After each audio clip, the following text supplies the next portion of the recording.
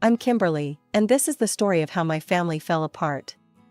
It all started when I was 7 years old, and my little brother Tommy turned 5. I remember the day clearly. Mom had taken Tommy to his first real music lesson. When they came back, she was practically floating on air. "Kim, come here," she called out, her voice high with excitement. I came running down the stairs, wondering what all the fuss was about. "Your brother is a musical genius." I didn't really know what that meant, but I could tell it was important. "That's great," I said, trying to sound enthusiastic. "The teacher says he has perfect pitch," Mom continued, her eyes shining. "Do you know how rare that is? He's going to be a star, I just know it." From that day on, it was all about Tommy. Mom quit her part-time job to focus on his career. She'd spend hours researching music competitions and TV shows for kids. Our living room turned into a mini recording studio, with a keyboard, microphone, and even a small karaoke machine. Don't get me wrong, Tommy was good. When he sang, his voice was clear and pure, like a little angel. But I couldn't help feeling left out. Mom was too wrapped up in Tommy's potential stardom, and Dad was barely around. He'd leave for work before I woke up and come home after I was in bed. On weekends, he'd tinker in the garage or watch TV, too exhausted to do much else. So, I learned to take care of myself. I'd make my own lunches, do my homework without being asked, and try not to bother anyone with my problems. It wasn't all bad, though. I had my books, my few close friends, and my grandma. Grandma was Mom's mother, but they couldn't have been more different.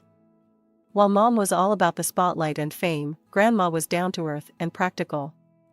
She owned a small convenience store in town, and I started helping out there after school when I was 12. "You're a good worker, Kimberly," she'd say, smiling at me over her glasses. "Smart with money, too. That'll serve you well in life." Those words meant more to me than all the vague praise I got at home. At least someone saw me for who I was, not just as Tommy's sister. Speaking of Tommy, he was thriving under Mom's attention. By the time he was 7, he'd already won a few local singing competitions.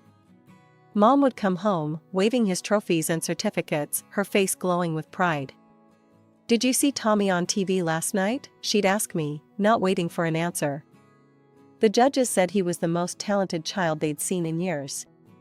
I'd nod and smile, trying to be happy for my brother.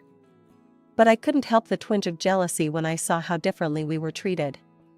Tommy had the latest toys and gadgets, while I had to save up my allowance for months to buy anything I wanted. As I entered high school, the divide between Tommy and me grew even wider. While I attended the local public school, Mom enrolled Tommy in an expensive private academy known for its music program. Every morning, she'd drop him off in our beat-up minivan, fussing over his uniform and reminding him about his after-school voice lessons. Meanwhile, I'd be halfway to school already, having caught the early bus. One day, after a particularly grueling day of classes and a shift at Grandma's store, I came home to find Mom and Tommy sitting at the kitchen table, surrounded by brochures and flyers. "What's all this?" I asked, dropping my backpack by the door. Mom looked up, her eyes shining with excitement. "Oh, Kim, you won't believe it. Tommy's been invited to audition for the National Youth Choir. The audition's in New York. We'll need to buy new clothes, book flights, a hotel." I couldn't help but ask, "Can we afford all that?" Mom's smile faltered for a moment. "We'll manage. This is a once-in-a-lifetime opportunity for Tommy. We can't let it pass by." I nodded, knowing better than to argue. But as I headed up to my room, I couldn't help but wonder, what about my opportunities? It wasn't that I was jealous of Tommy's talent. I was proud of him, in a way. But I was tired of being an afterthought in my own family. That night, I heard Mom and Dad arguing in their bedroom.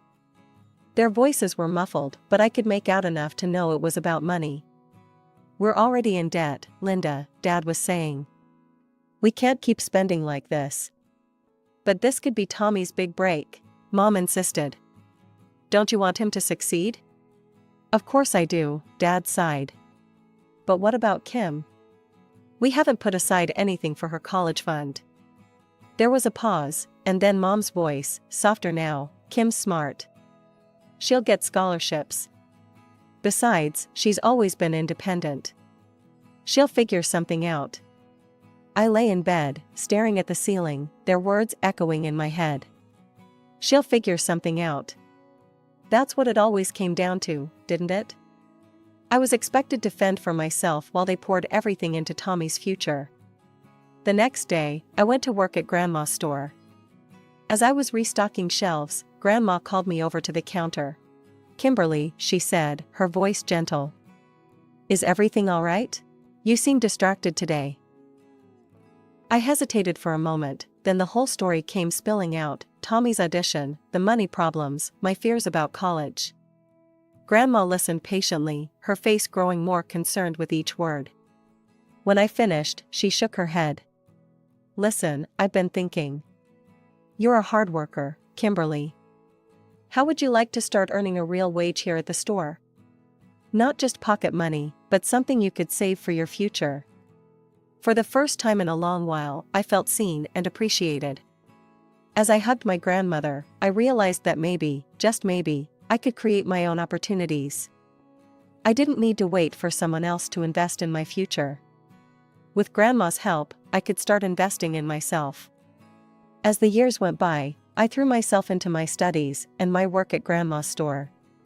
By the time I was 15, I'd managed to save up a decent amount. My goal? A laptop for school. One Friday afternoon, I decided to count my savings. I went to my closet and pulled out the pink ceramic piggy bank Grandma had given me years ago. But when I shook it, something felt off. The familiar jingle of coins was missing. My heart racing, I opened the bottom and turned it over. Nothing, not a single coin fell out. With shaking hands, I made my way downstairs. Tommy was sprawled on the couch, playing video games on a shiny new console. "Hey, Tommy," I said, trying to keep my voice steady. "You haven't seen my piggy bank, have you? Or the money inside it?" He barely glanced up from his game. "Nope, sorry." I took a deep breath and headed to the kitchen, where Mom was preparing dinner. "Mom," I began, did you take the money from my piggy bank?" She turned to me, her face calm. "Oh, that. Yes, I did." Tommy needed a new game console. His old one broke, and he was so upset. "I knew you had some savings, so I took it." I stood there, speechless. Tears were threatening to spill, but I refused to let them fall. When will you pay me back?" I managed to ask. Mom sighed, as if I was being unreasonable. "We'll see. Times are tight right now, with all of Tommy's expenses. You understand, don't you? This is an investment in his future." I didn't understand.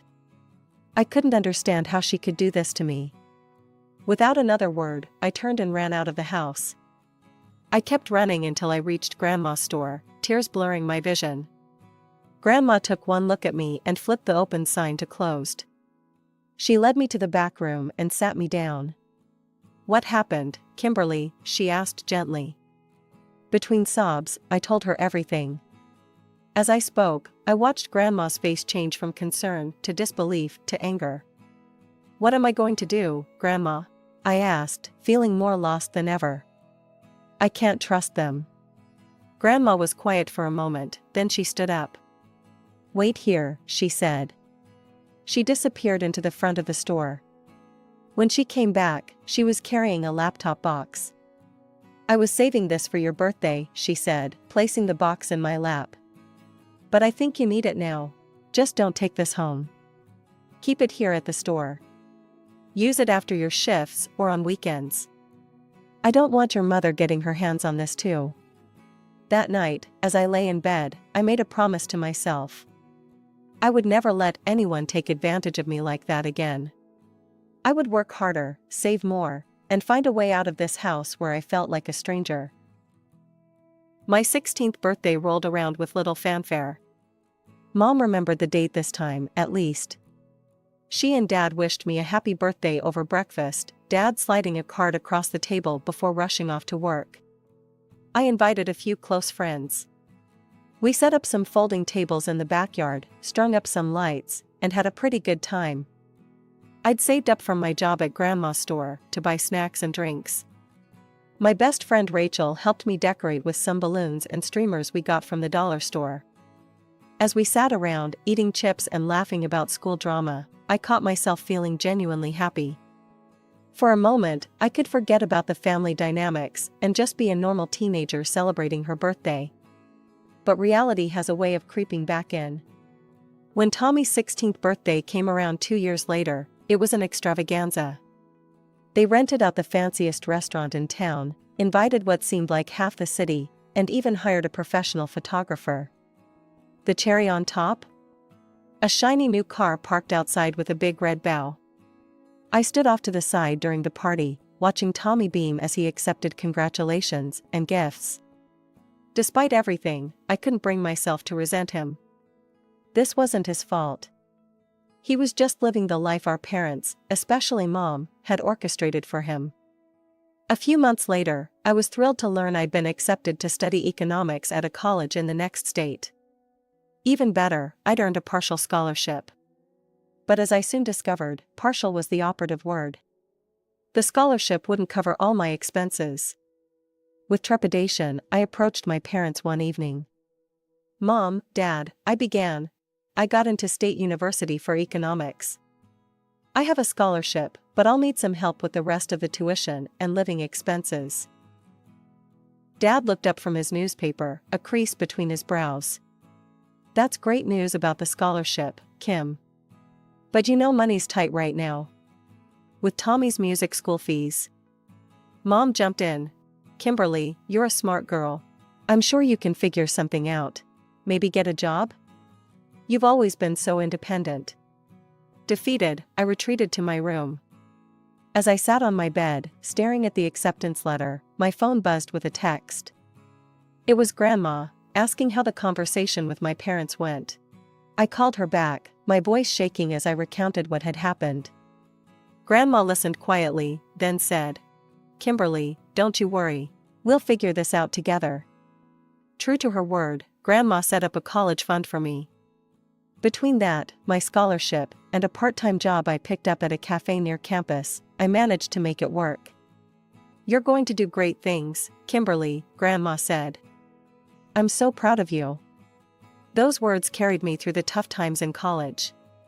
When I was up late studying, or pulling double shifts at the cafe, I'd remember Grandma's faith in me and push through. I called Tommy occasionally, trying to keep our connection alive. He was at a prestigious music college, all expenses paid by our parents, of course. Despite the differences in our situations, it was nice to hear his voice, to know that at least one person in that house might be missing me. After 4 grueling years of balancing studies, work, and tight budgets, I finally graduated with my degree in economics. Armed with my hard-earned qualifications and a determination to succeed, I returned to my hometown. It wasn't long before I landed a job at a prestigious financial firm and found a small but comfortable apartment to rent.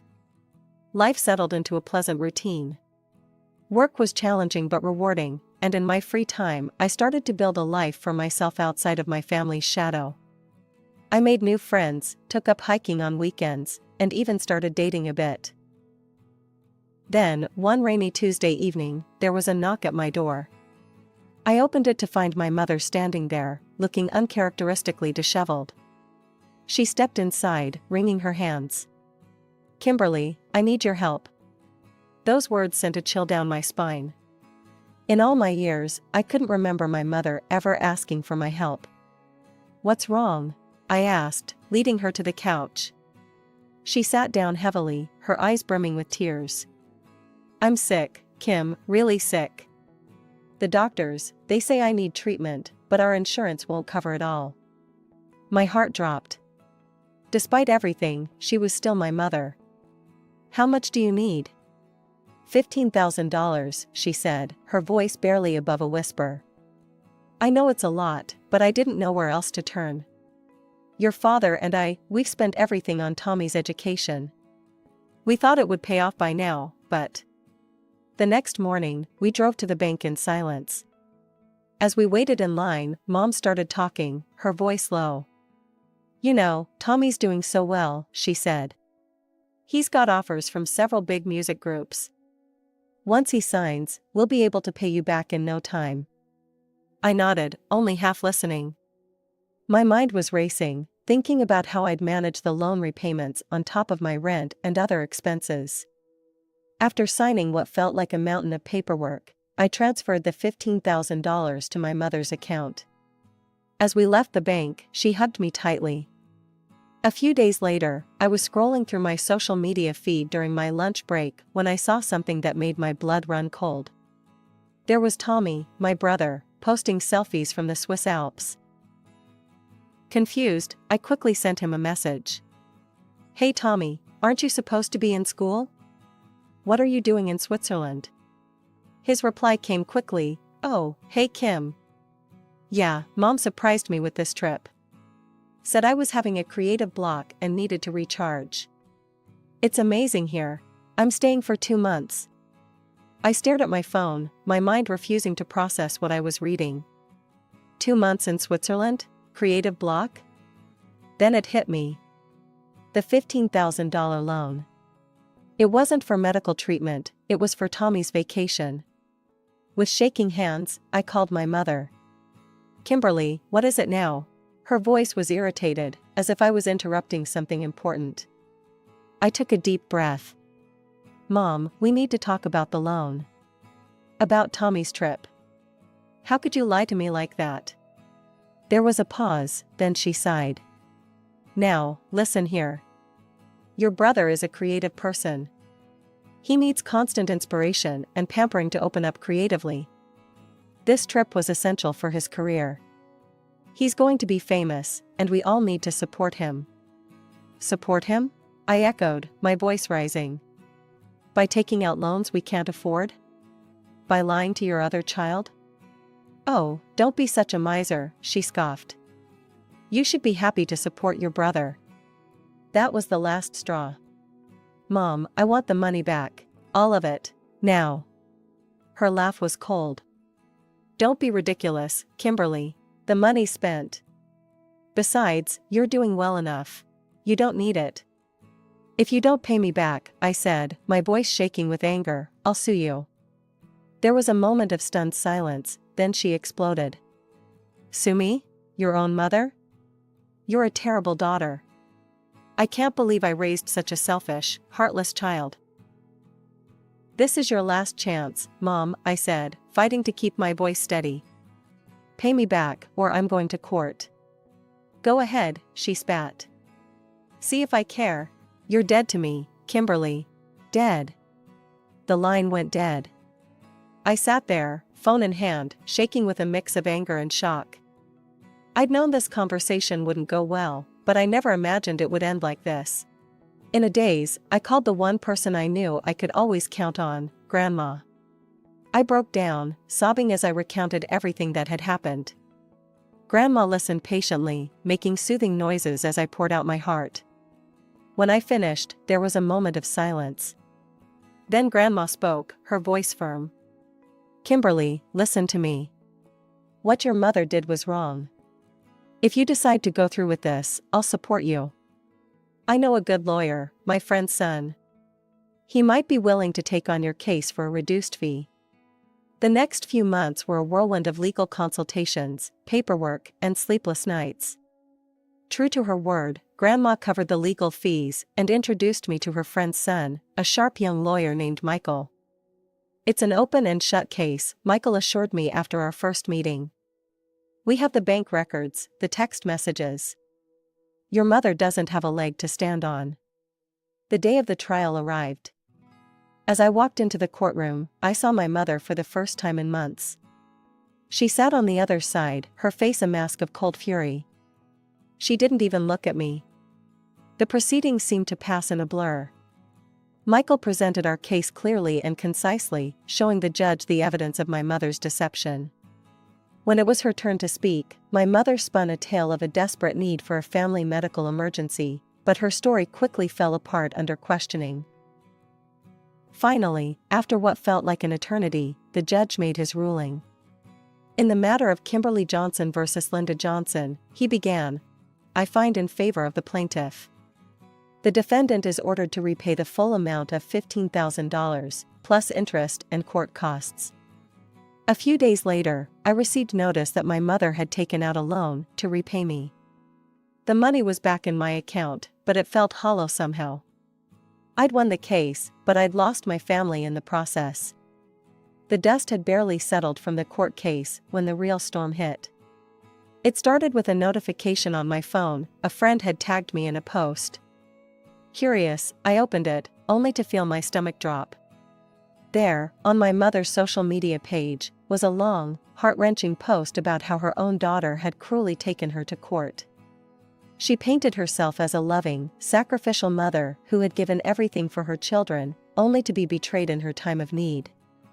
My phone buzzed constantly over the next few days as more relatives reached out, not to hear my side, but to berate me for my actions. I raised you better than this, my aunt scolded. You brought shame to this entire family, a cousin messaged. Don't bother coming to the next family reunion, an uncle warned. In the midst of this storm, there was one unwavering source of support, Grandma. She called me every day, her voice a soothing balm to my frayed nerves. Don't you pay any mind to those fools, she'd say firmly. They don't know the half of what's been going on in that house all these years. A week after my mother's posts went viral, my phone rang with a number I hadn't seen in years, my father's. I'd been seeing your mother's posts, he began, and I braced myself for the criticism. But then he surprised me. I want to hear your side of the story. The full story.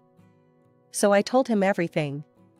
The years of feeling overlooked, the incident with my piggy bank, the struggles through college, and finally, the loan and the betrayal that led to the lawsuit. There was a long silence when I finished. Then, to my shock, my father's voice came back thick with emotion. I had no idea, he said quietly. Kimberly, I'm so sorry. I failed you as a father. I followed your mother's lead for too long. I told myself I was providing for the family by working long hours, but the truth is, I was running away from the problems at home. I should have been there for you. Tears were streaming down my face now. This was the most open, honest conversation I'd had with my father in, well, ever. I've got a lot to make up for, he said. I know that. But if you're willing, I'd like to try. To be the father I should have been all along. As we continued to talk, I felt a weight lifting off my shoulders. For the first time in years, I felt like I had a parent in my corner. It wasn't going to fix everything overnight, but it was a start. After our heart-to-heart, Dad decided to take a closer look at the family finances, something he admitted he should have done years ago. He had found that Mom had been secretly withdrawing money from their joint account for years, funneling it all into Tommy's career. But that wasn't the worst of it. She'd taken out multiple loans in both their names, all to fund Tommy's pursuits. They were drowning in debt, and Dad had been completely in the dark. The confrontation that followed was explosive. I wasn't there, but I heard about it from the neighbors. There was shouting, the sound of dishes shattering, and finally, the arrival of police cars. In the aftermath, Dad filed for divorce. The proceedings were messy, but in the end, Mom got half of everything, which went straight to paying off her mountain of debt. I maintained my distance from Mom, focusing on rebuilding my relationship with Dad and cherishing the unwavering support of Grandma. Life started to feel normal. Then, about a year after the divorce, Mom's triumphant posts started appearing on social media again. Tommy had graduated from his music college and landed a spot in a famous band. Her captions were full of "I told you so's" and thinly veiled jabs at Dad and me. Some people couldn't see the potential, she wrote. But a mother always knows. Who's laughing now? I tried not to let it get to me. I was doing well at work, had just made a down payment on my own apartment, and was finally feeling like I was on solid ground. Dad was doing better too, seeming happier and more relaxed than I'd ever seen him. But life has a way of throwing curveballs when you least expect them. 2 years after Tommy's big break, he took another trip to Switzerland. His social media was full of glamorous shots of the Alps, videos of him partying with his bandmates. Then, one chilly morning, he decided to film himself singing at the top of a mountain, wanting to impress his fans with his vocal range in the thin, cold air. It was a disaster. He caught a severe cold that developed into a serious throat infection. Despite the best medical care, the damage was done. Tommy lost his singing voice. The news hit Mom hard. Her neighbors later told me that they heard screaming coming from her house, sounds of things being thrown and broken. When they went to check on her, they found her in a state of total hysteria. She didn't recognize anyone, kept babbling about lost fortunes and ruined dreams. They had no choice but to call for help. Mom was admitted to a mental health facility. The doctors diagnosed her with a severe nervous breakdown, exacerbated by years of stress. As for Tommy, he spiraled into depression and turned to alcohol. For months, we weren't sure if he'd pull through. But slowly, with support from Dad and me, he started to turn things around. He got sober and, in a twist that surprised us all, applied to college to become a music teacher. "I can't sing anymore," he told me over coffee one day. "But maybe I can help other kids who love music. Do it right, you know? Without all the pressure and crazy expectations." I felt a surge of pride for my little brother.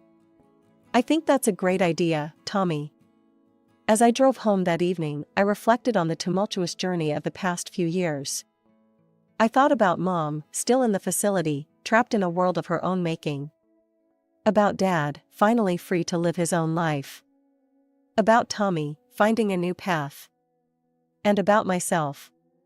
I'd stood my ground, fought for what was right, and come out stronger on the other side.